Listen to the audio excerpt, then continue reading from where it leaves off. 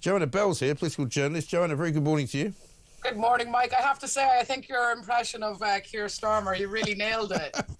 I mean, it's not difficult, you know, just make it sound like Zippy from Rainbow and then sort of add a bit more kind of duckness to it. But the thing is, you know, I don't know what could get much worse for Keir Starmer. You know, his own part, this book that's come out the weekend has really laid open a whole series of questions about why he's doing what he's doing. You know, he wants to be Prime Minister. He doesn't understand why he wants to be Prime Minister.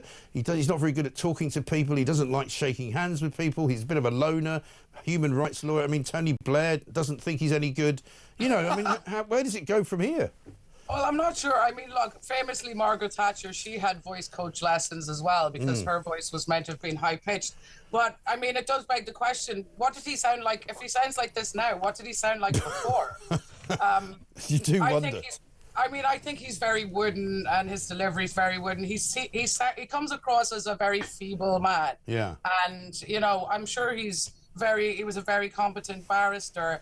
But, you know, he doesn't really instill much confidence as a leader. When you hear other leaders such as Donald Trump or even Tony Blair, they have booming voices and their delivery is, you know, they always nail it. And the same with Boris Johnson. But, yeah, Keir, he just comes across as a bit watery and a little bit drippy. Yeah, he really does. And that's the problem. And also, I mean, I'm going to be talking to somebody later on in the show about the definition of a compulsive liar, right? And I'm not suggesting for a moment that would be my description of the Prime Minister.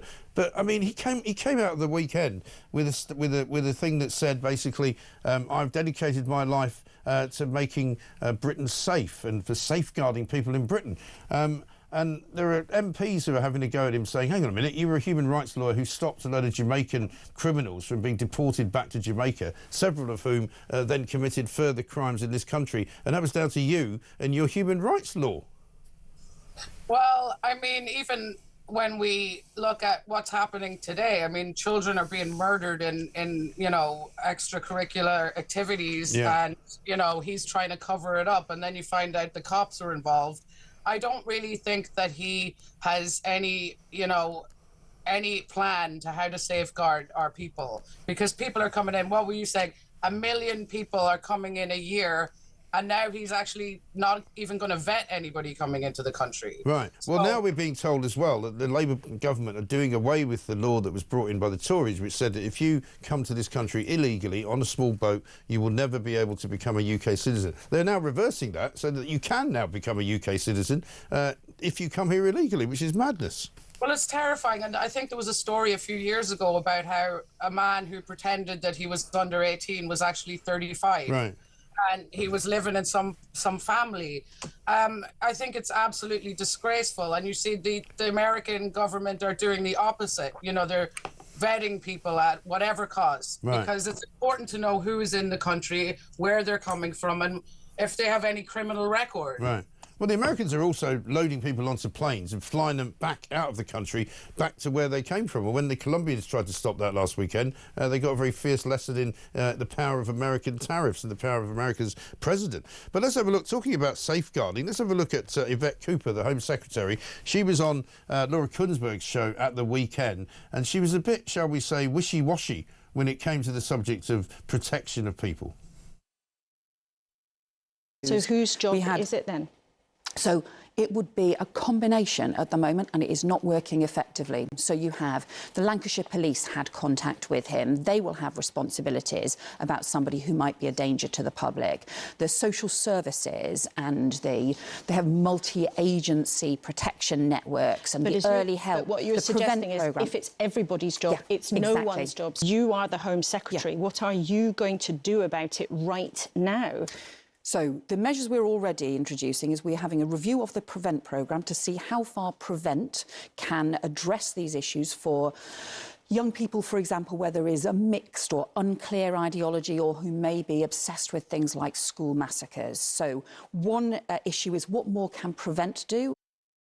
I mean, is it any wonder that PREVENT can't actually do any kind of job worth a fag end? Because if that's the brief, maybe what we should do is have a look and see whether people are obsessed with school massacres and whether that's interesting or dangerous. I mean, you know, just have a proper set of guidelines which say if you've got some guy who you think is a danger to the public, you must report him to the police and something has to be done about it.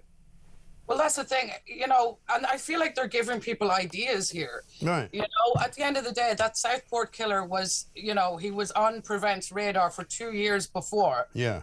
You know, he was a disturbed child, and instead of putting him into some institution, the BBC gave him a job on Doctor Who. Yeah. This is what we're dealing with. We need to have institutions where anybody who has any ideas about killing children needs to be put away. Well, exactly. They need to. I mean, if you really want to safeguard people in this country from dangerous individuals, then you don't wait for them to start killing people. Surely you put them somewhere safe before that happens. Well, exactly, and that's the whole point. I mean, the clue is in the name, prevent. Yeah, right. You should have, but they don't have any institutions to put these people in. They don't have anywhere because they have this community living well, which is supposed to deal with people with serious mental health problems such as schizophrenia. That led to that guy killing those people in Nottingham, stabbing them to death, 3 people. And, you know, these people are let loose on our streets. We need to bring back these big institutions and put people who are disturbed inside them. Yeah, I couldn't agree with you more. Now, Keir Starmer's off to Brussels today. He's going to be told by Emmanuel Macron that Brexit was a failure, and he's going to be told, no doubt, over dinner, and he's the first British Prime Minister to attend an EU dinner for 5 years, that the Europeans want us back, closer ties, you know, a more kind of, you know, shall we say, sympathetic trade deal and all of this. But meanwhile, Labour's facing potential investigation over the indirect funding from an organisation while it was in opposition inside the European Union. The Electoral Commission, which regulates party financing in the UK, has said it is looking at a potential regulatory concern about some organisation called the Foundation for European Progressive Studies, who gave a bunch of money, I think £30,000, to the Labour-linked Fabian Society, which apparently is against the rules. Okay, well, I would say that £30,000 is a drop in the ocean, you know, compared to all the flights David Lammy's been taking. I think some... Oh, my God, £1 million worth, I think, isn't it? £1 million, 30,000. By the time that they do the investigation, that's going to be counterproductive because the investigation is probably going to cost more than what they gave to the Fabian Society.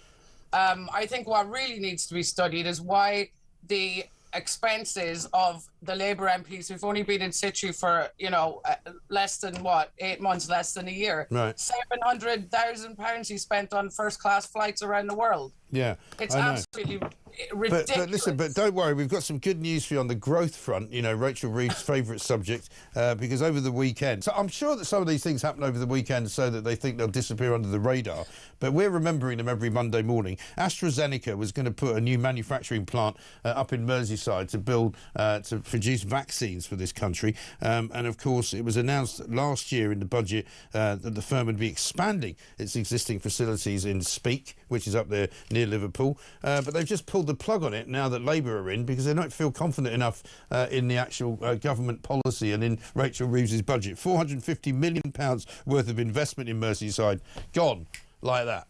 Well done, Rachel. It's absolutely disgraceful. I mean, I think, you know, Rachel Reeves needs to take a leaf out of the Irish government's book and lower corporation tax. Yeah. She's put up the national insurance, so it's much more expensive to have employees. Yeah. Of course they've pulled their investment. There's no benefit to them to open up a factory here or to, you know, increase the size of their property. Right. It's ridiculous. And she hasn't instilled much confidence. I mean, you know, she'd be better placed working as a manager in M&S than the Chancellor of the Exchequer. Well, then she'd probably say in her CV that she was the CEO of M&S, wouldn't she, if she did that? That's it. I mean, I saw her on TV the other day, and I just think, no, she really, you know, is not suited to this role. And I think it's time that Keir Starmer did a reshuffle and stimulate growth rather than, you know, stifle. Also, I begin to wonder if she had the same voice coach as Keir Starmer, because they sound similar. I was saying last week, they've almost become like, they speak like one person. They're kind of, you know, they've got this weird accent, which they're sort of morphing into Rachel Starmer, you know? Yeah. they all sound very feeble, and you know, I know that, you know, when you look at someone, and even yourself, Mike, you have a very booming, commanding voice, and that's what politicians are meant to have. They're meant to, you know, boost morale, but they don't really do that with their delivery. They just sound feeble and watery and a little bit, you know, wet behind the ears. It really, it really is. They're not people I'd want to go to the pub with and have a drink with, you know? They sound like teachers. That's what they all sound like. They sound like the worst kind of parents' evening types, you know? One final one for you. Rachel Reeves, of course, famously went to China a couple of weeks ago and came back with hardly anything at all, you know, £120 million a year over 5 years. But it now turns out that she's done some other deal, because apparently the UK has decided that Russia and Iran are going to face the strictest scrutiny under new plans to root out spies in this country, but China is going to be exempt from it. Well, you know, they can't really afford to impose tariffs on China. I mean, there's big talk about China open up a huge embassy in Tower Hamlets. Yeah. I don't think they've been to Tower Hamlets, because if they had been to Tower Hamlets, I don't think they'd want to open a bloody embassy there.